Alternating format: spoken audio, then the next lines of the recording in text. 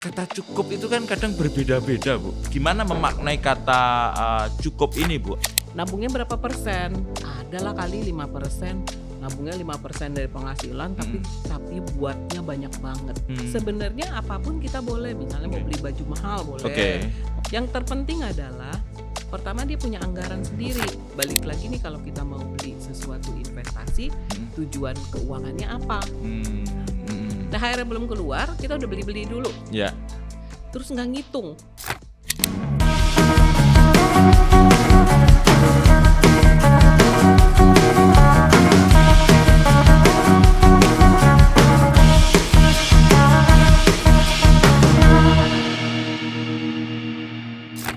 Kembali lagi ke Cuan Niki, mendekati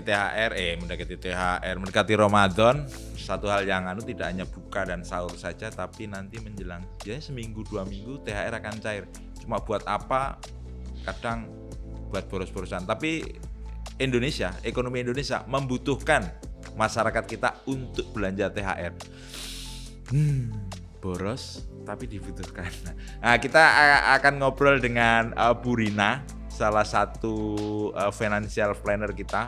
Lengkapnya Bu Rina Dewi Lina. Bu Rina, apa kabar? Baik. Financial planner itu apa sih, Bu? Financial planner tuh jadi gini. Ibu rumah tangga kan juga financial planner kan, Bu? Betul. Ya. Oh iya. Gimana, Bu? Ibu rumah tangga itu dia mengelola uangnya ya, dari uang masuk sama uang keluar. Tapi belum tentu bikin plan. Oh gitu. Gitu, belum tentu bikin rencana. Bener apa bener banget? Oh, bener banget sih, Bu. bener.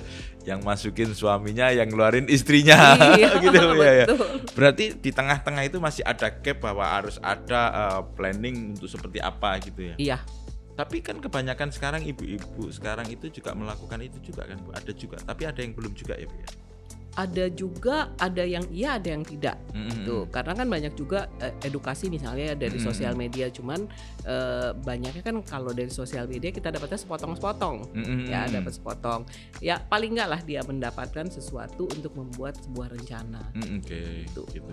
Yang paling gampangnya gini, saya suka nanya nih kalau di kelas saya lagi kasih workshop ya.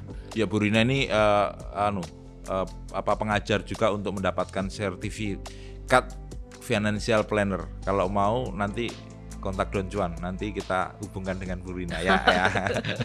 Silakan, Bu, gimana, Bu? Jadi kayak misalnya kayak gini, kalau di kelas saya suka nanya sama bapak ibu yang mau pensiun atau apapun, saya tanya gini, siapa yang suka nabung? Yang ngacung dikit dong, yang suka nabung. Kalau yang suka jajan, yang ngacung banyak. Nah begitu tanya yang suka nabung, oke, adalah beberapa orang. Saya tanya lagi, tabungannya buat apa? Nabung itu buat apa? Ya buat anak sekolah, buat jalan-jalan, buat ini, buat itu dan lain-lain lah. Ada dia sebutin banyak. Nabungnya berapa persen? Adalah kali 5%. Nabungnya 5% dari penghasilan, tapi buatnya banyak banget. Jadi kan, nah itu kelihatan paling enggak dia sudah menabung, habitnya udah bagus. Cuman tujuannya belum jelas. Jadi planningnya belum terplanning dengan baik. Gitu. Belum terencana dengan rencananya tuh belum. Buat anak sekolah sebenarnya buat berapa sih dibutuhin? Nah itu belum sampai sampai ke sana. Gitu. Bu, kalau itu yang yang sudah menikah dan semuanya udah punya anak dan semuanya, kalau yang masih bujang, Bu, kalau udah dapat pekerjaan dan dapat gaji, apakah memang financial planning yang harus planning untuk keuangan itu memang dibutuhkan untuk apa, seperti apa? Tentu bukan untuk pendidikan anak dia, karena memang belum punya anak, Bu ya. Itu seperti apa, Bu? Bedanya seperti apa? Kalau bujangan. Ya, bujangan. Kayak anak saya nih bujangan. Iya.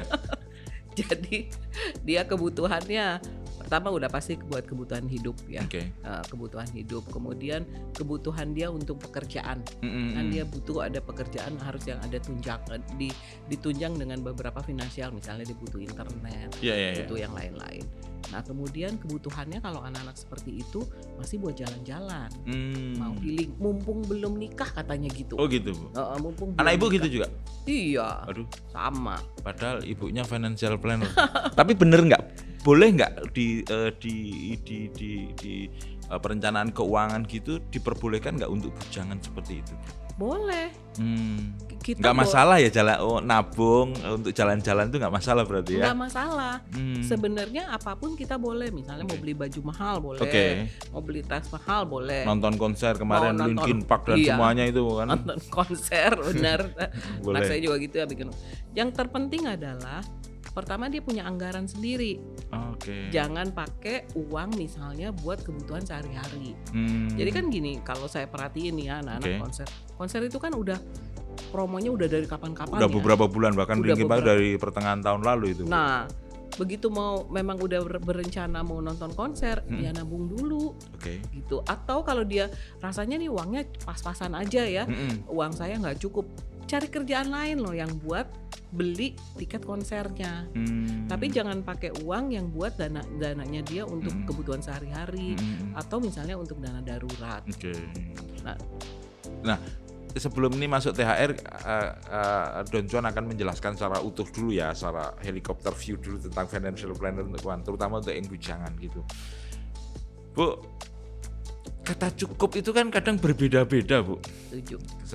Saya makan di warteg dengan tempe orek, mungkin dengan telur dadar, teh hangat tawar, ada yang cukup, ada yang belum lah gitu loh. Gajiku sekian. Saya selalu ingat pesan almarhum bapak saya gitu loh. Ketika saya pertama kerja, kamu akan digaji berapapun nggak cukup, dan memang terbukti sampai sekarang itu nggak cukup. Nah, kata cukup ini kan sesuatu yang subjektif kayaknya, Bu. Gimana memaknai kata cukup ini, Bu, agar perencanaan keuangan itu bisa berjalan dengan baik, terutama untuk teman-teman yang masih bujang. Masih bujang-bujang. Oke, ini kalau bujangan nih sebenarnya ada mudah, ada tidak mudah ya. Karena sebagian bujangan juga mungkin dia nggak hidup sendiri, tapi ada juga yang harus ditanggung sama ada keluarga yang harus dibantu. Ya, ada keluarga yang harus dibantu. Misal nih contohnya, dia cukup atau enggak? Ini punya gaji sebesar 100%. Ya.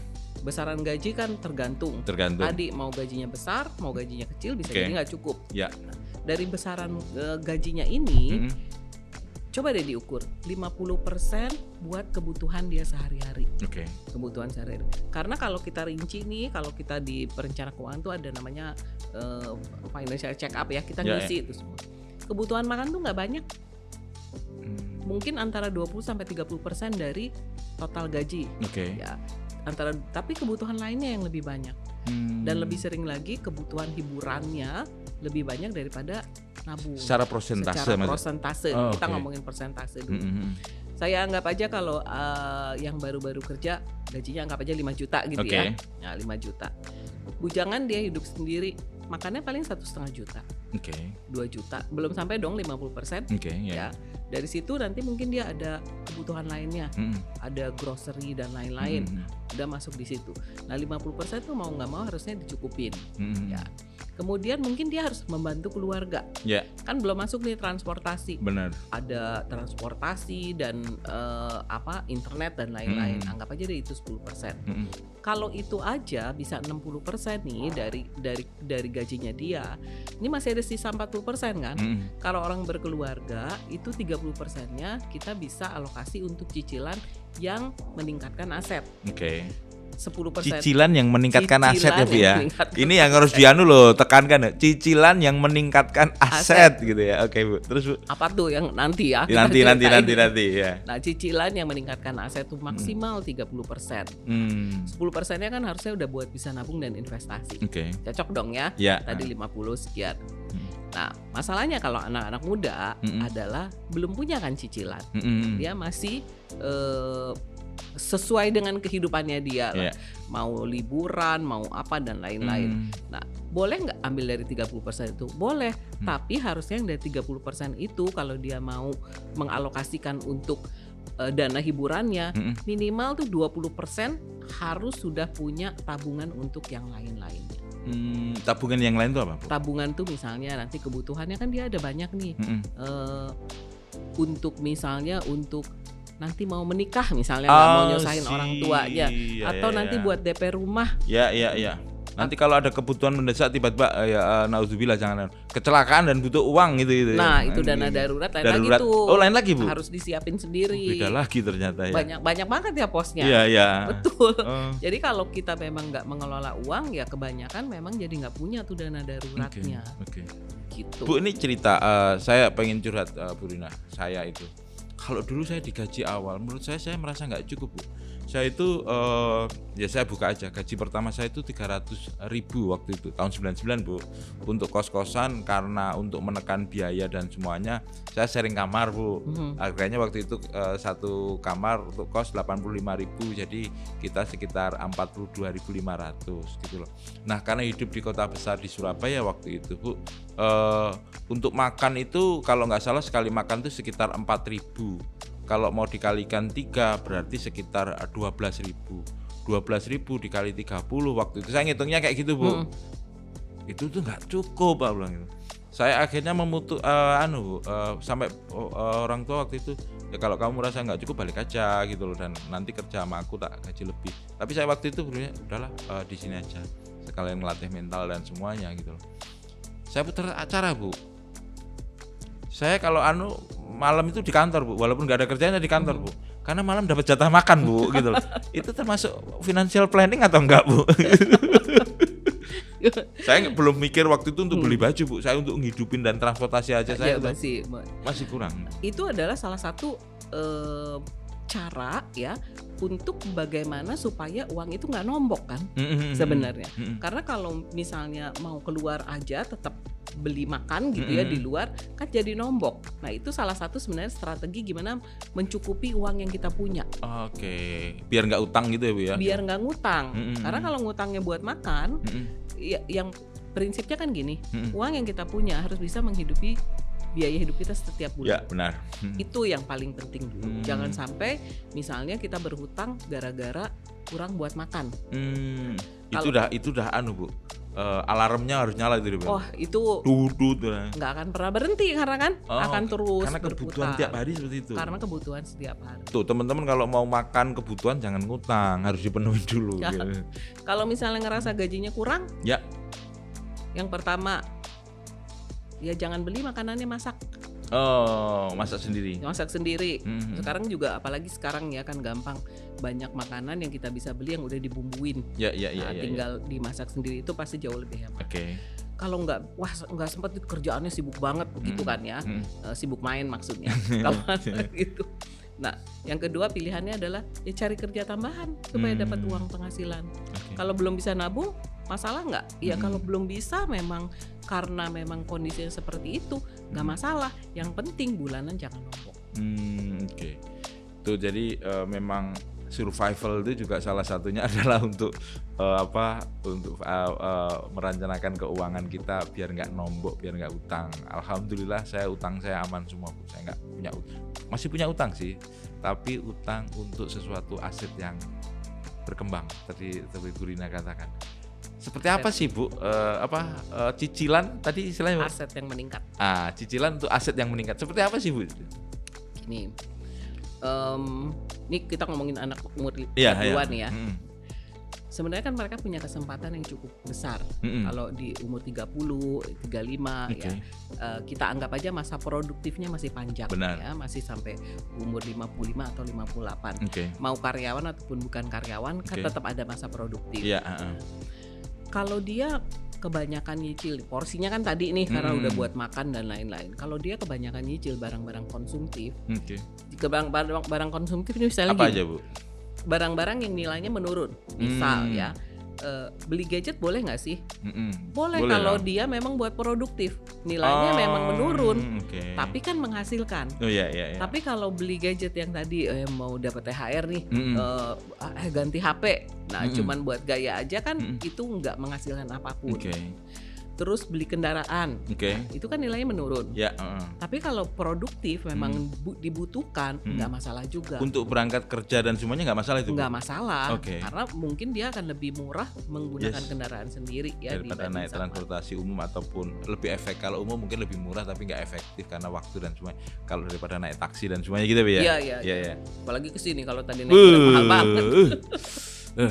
Jangan Nah. cerita panjang-panjang Bu, nanti saya siap. Nah, terus? Nah, yang meningkat itu adalah misalnya cicil logam mulia. Oke. Diharapkan dalam jangka panjang di atas 10 tahun nilainya meningkat. Oke. Diharapkan ya. Ya. Kan kita nggak pernah tahu nih kalau ke depan. Kemudian beli lagi cicil-cicil, kalau sekarang kan ada banyak tuh, bisa cicil saham, bisa cicil apa. Atau kalau sudah mampu mulai mencicil adalah properti. Mau properti apapun itu diharapkan lagi nilainya akan meningkat di dalam jangka di atas 10 tahun. Nah, itu nilai-nilai aset yang harus akan 10 tahun, Bu. Di bawah 10 tahun? Kalau di bawah 10 tahun belum tentu naik sih. Oke. Karena kalau aset-aset yang meningkat memang kebanyakan meningkatnya seperti itu. Tapi kan balik lagi nih, kalau kita mau beli sesuatu investasi, tujuan keuangannya apa? Misal beli logam mulia, saya mau beli logam mulia buat anak sekolah. Buat anak saya sekolah nanti 10 tahun lagi. Butuh buat kuliah. Nah, belilah dari situ. Diharapkan angkanya nilainya meningkat. Tapi paling enggak kalau pakai logam mulia itu dia akan mengikuti inflasi. Oh iya, benar. Diharapkan loh. Berarti ya, kalau saya masih punya KPR itu nggak apa-apa ya, Bu ya? Oh boleh.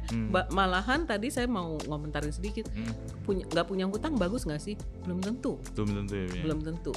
Nggak punya hutang itu sama sekali belum tentu bagus. Karena mungkin kita malah jadi tidak bisa mengumpulkan aset. Iya benar. Kan ada yang mau, saya nggak mau ngutang, beli rumahnya mau cash aja.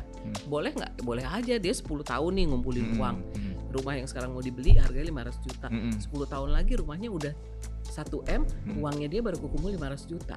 Kan dia hilang kesempatan. Nggak kekejar itulah. Nggak kekejar. Tapi ada yang satu di Cina atau di Korea ya, waktu di Cina atau di mana itu dia menurut saya ekstrim sekali untuk financial planner-nya, Bu. Dia makan ini, nggak beli baju baru dan semuanya, bahkan mengharapkan baju bekas dari temennya atau siapa, dan dia mengumpulkan dan sekarang mempunyai bisa beli rumah, dan dia setelah itu rumahnya itu diagunkan untuk beli lagi dan untuk bisnis, untuk pemasukan dia itu selama 10 tahun. Kalau di media sosial teman-teman pasti pernah melihat aksi seperti itu. Nah, saya pengen masuk ke THR, Bu. THR itu momentum kita untuk investasi atau seperti apa, Bu? Ini THR nih, kalau ngomongin THR dari dulu seru. Iya, seru, Bu. Benar. Karena kita terkait sama tradisi ya. Oke. Sebenarnya kan tradisi THR itu kenapa diberikan? Sebenarnya kan memang untuk tunjangan hari raya. Di mana kita merayakan sesuatu yang membutuhkan uang banyak. Nah, cuman yang sering kali terjadi nih, kebetulan kalau saya bukan karyawan, dia udah lama nggak dapat THR. Tapi dulu ketika masih punya THR juga kurang lebih perlakuan saya kurang lebih sama ya.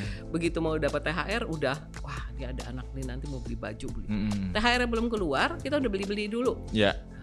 Terus nggak ngitung belinya berapa nih THR-nya, anggap aja deh misalnya gajinya 5 juta, THR-nya 5 juta, belanjanya udah 4 juta. Udah beli ini, beli itu, beli apa, belum lagi nanti makanan hari raya, belum lagi kalau misalnya mau ngasih orang tua, belum lagi mau pulang kampung. Akhirnya pulang kampungnya dia menggunakan pinjaman. Nah, cicil yang dicicil selama 12 bulan. Itu salah besar. Mau lebaran kita nggak nyampe 12 bulan, dari lebaran ke lebaran, berarti belum selesai lebaran, cicilannya belum selesai. Habis itu cicil lagi. Padahal sebenarnya kita bisa memanfaatkan hal yang lain dari THR tersebut. Berapa persen, Bu, yang harus kita, kan tidak masyarakat Indonesia dengan tradisi ini mau tidak mau kan namanya aja hari raya dirayakan dan semuanya.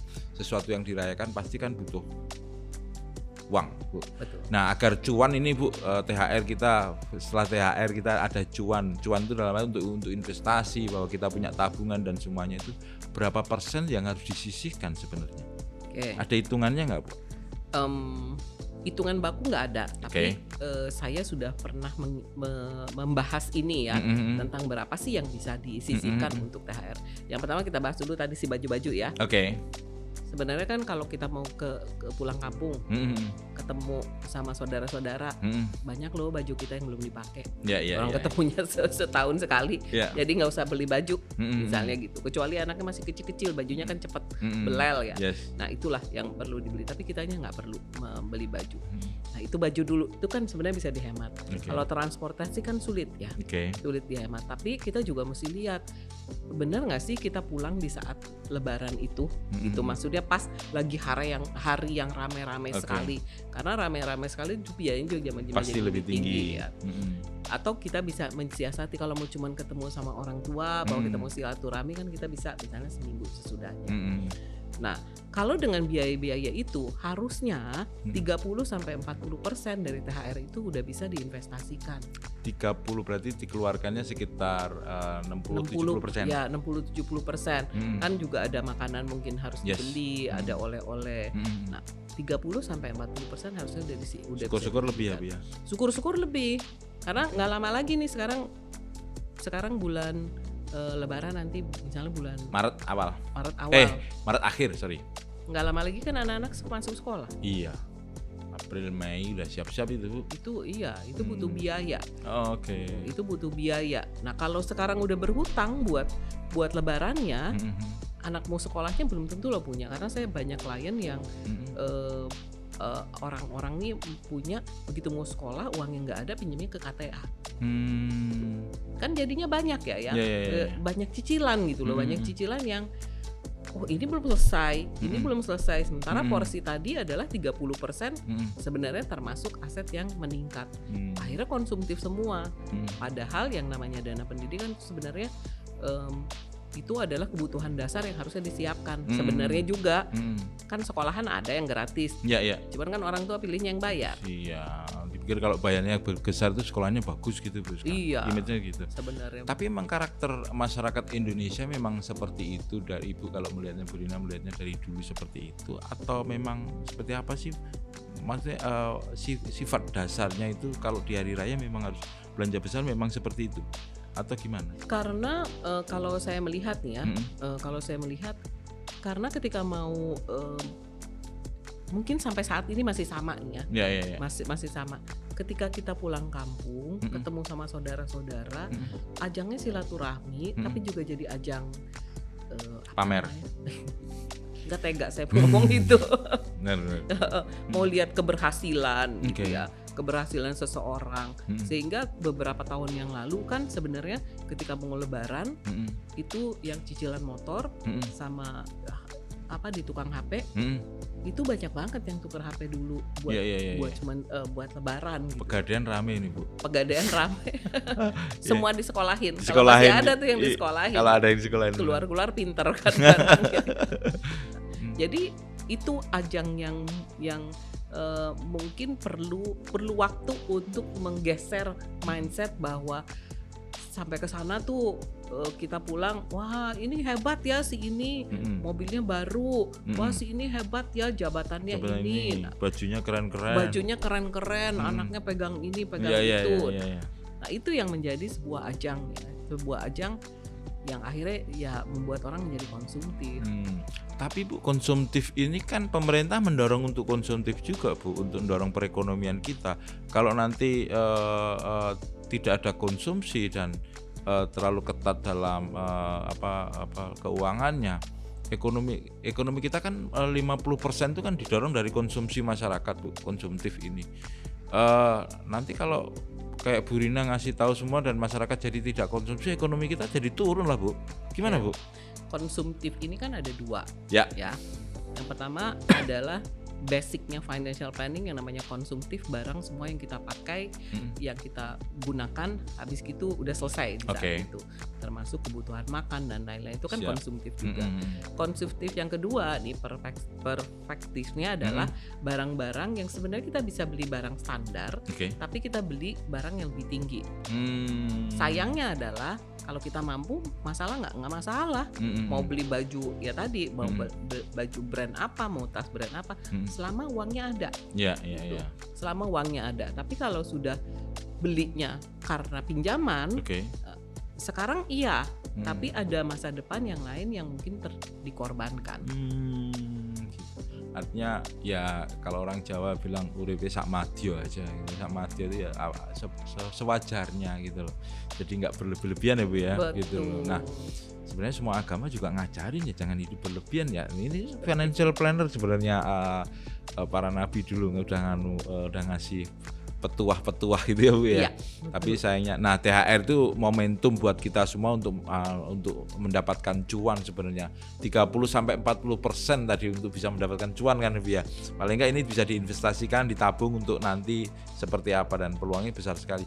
Apalagi kalau dapat gaji tadi disisihkan misalnya 10% atau berapa, terus tambah lagi THR 30, tambah gede sebenarnya Bu ya. Potensinya peluang kan sebenarnya THR ini untuk kita nambah prestasi, nambah aset kita lah istilahnya Bu ya. Untuk nambah aset. Tapi kalau gaji kan beda karena kita bicaranya reguler ya. Disisihkan setiap bulan itu minimal ya 10%. Karena kalau cuma 10% kita ngumpulin dana darurat bertahun-tahun nggak kumpul-kumpul. Bu, yang kayak gini ini sifat masyarakat Indonesia yang mungkin suka belanja ataupun hidup dengan di atas standar sebenarnya apa yang dia peroleh itu. Ini juga yang membuat maraknya pinjol. Benar juga ya Bu ya. Hati-hati kalian dengan pinjol ini. Pak Don Cuan nggak jemu-jemu ngasih kalian tentang hati-hati dengan pinjol gitu loh. Pay later ya hati-hati juga pay later. Namanya pay later itu, nah ini kan kayak kartu kredit kan pay later itu sebenarnya prinsipnya Bu ya. Kartu kredit. Nah, saya dulu punya kartu kredit itu persepsi saya adalah bukan untuk kartu utang, tapi saya waktu itu dapat arahan juga tahun 2002 saya pertama punya kartu kredit itu Bu. Dari financial planner juga Bu. Saya ubah mindset kamu dulu bahwa kartu kredit sebagai kartu tunda bayar. Baru saya mau tanda tangan itu Bu. Oke. Nah, di mindset itu akhirnya saya selalu membayar dari kartu kredit saya nggak pernah dalam 12 tahun. Maksimal pernah paling lama cuma 4 bulan. Saya planning Bu. Ini misalnya saya ambil kartunya 5 juta, saya harus ngangsurnya 1,5. Saya matiin itu dulu Bu, gaji saya Bu 1,5 gitu. Itu untuk. Seperti itu benar nggak Bu ya? Jangan-jangan saya terlalu ketat dengan keuangan saya nggak ya Bu ya? Iya, itu kan mindset yang sebenarnya sudah cukup baik ya. Kalau kita bicara mau menggunakan kartu kredit atau pay later kalau sekarang pay later ya. Kartu kredit dulu nih ya. Ya oke. Kartu kredit bayarnya mau tadi 4 bulan. Sebenarnya kan kartu kredit itu adalah kalau buat saya adalah alat pengganti pembayaran. Oh, alat pengganti pembayaran. Alat pengganti. Ya tadi kartu tunda juga sama. Kita pakai dulu, tapi abis gitu kita bayar semuanya. Iya. Ya. Kalau saya kan bayarnya full payment, begitu dipakai semua di full payment. Tapi belanja sehari-hari yang lain saya memang tidak menggunakan itu. Karena untuk dipakai yang bayar listrik, listrik kan saya masih zaman dulu ya yang nggak pakai token. Nggak pakai token ya Bu ya, pasca bayar lah Bu. Yang pasca bayar, yang kayak gitu-gitu udah tahu. Jadi kartu kredit itu udah tahu 1 bulan bayarnya berapa. Gitu. Nah, pay later bedanya adalah kita memang jadi gini. Prinsipnya adalah ketika kita dapat pinjaman yang tanpa sortir atau tanpa seleksi gaji dan lain-lain, udah pasti bunganya tinggi.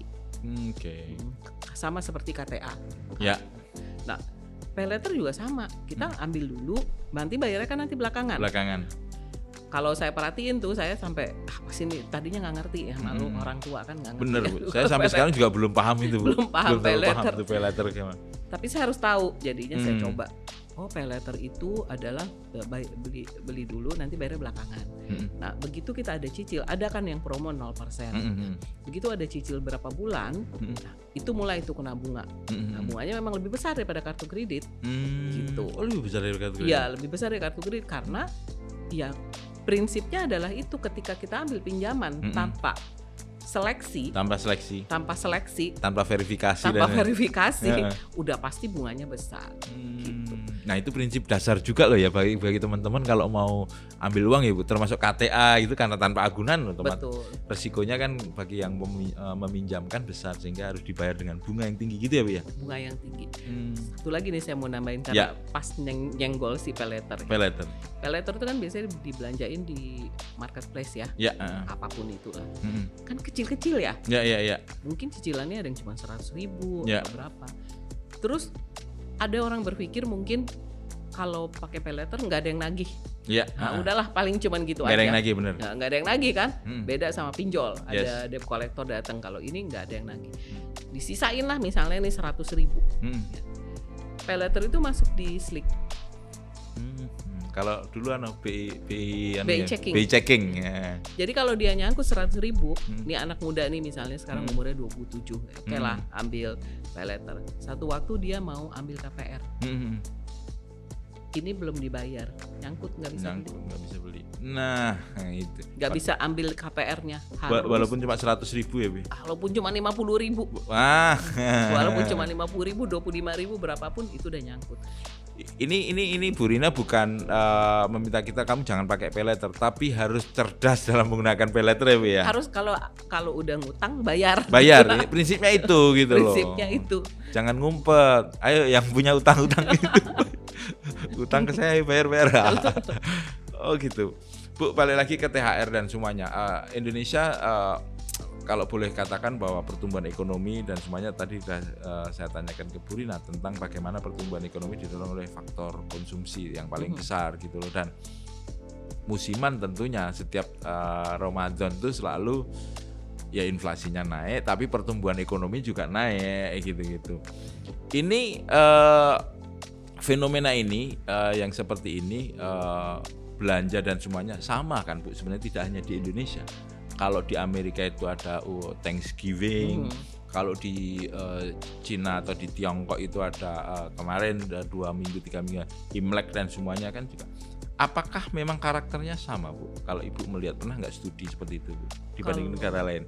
Kalau studi sih nggak pernah ya, lakukan. Cuman di semua negara memang itu kan perayaan ya. Yes. Perayaan seperti kayak Lebaran, kita kan merayakan 1 bulan. Yes. Yang kita berjuang lah untuk kehidupan itu, sehingga kita belum merayakan apapun itu, mau Natal mau apapun, nggak ada yang salah sama itu, karena memang itu tradisi dan perayaan agama yang mesti kita lakukan.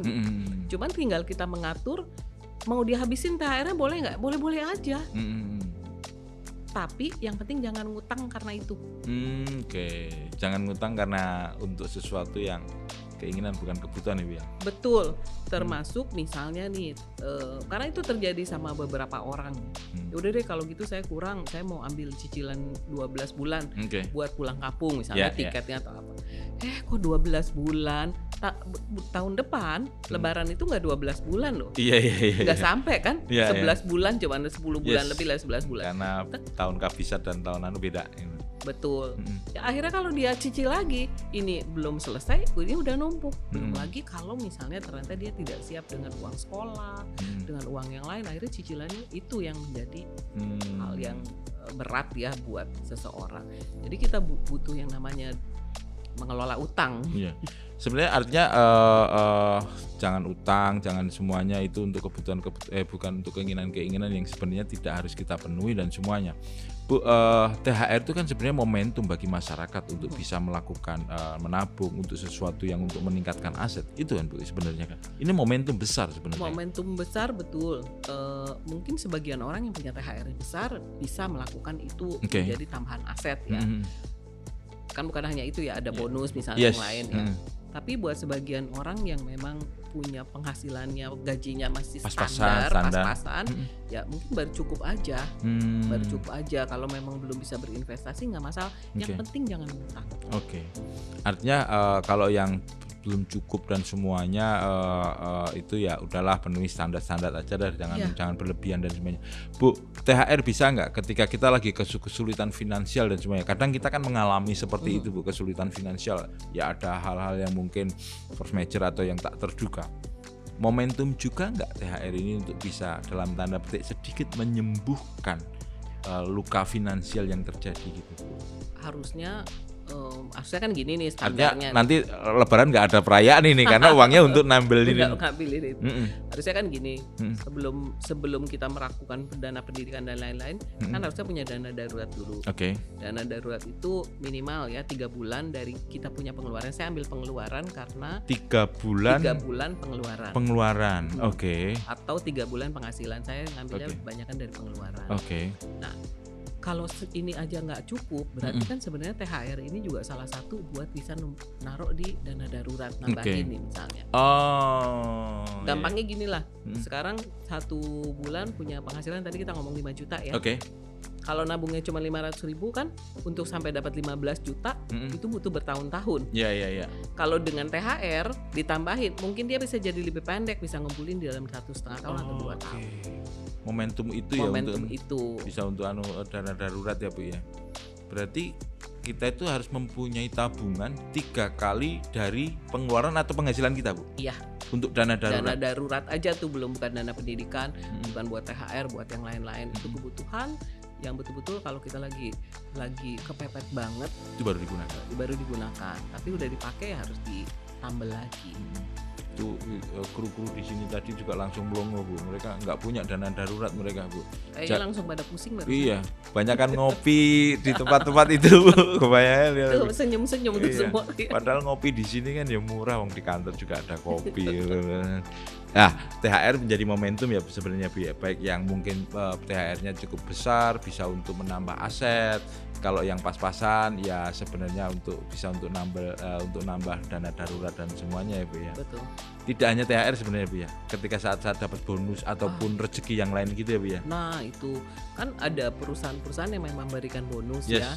Ada yang 1 bulan, yang 2 bulan, 3 bulan gitu ya. Itu sebenarnya kan udah lumayan banget ya untuk nambelin misalnya dana darurat atau buat dana pendidikan dan lain-lain. Tapi kebanyakan juga mereka bonusnya udah belum keluar, udah beli tiket pesawat promo.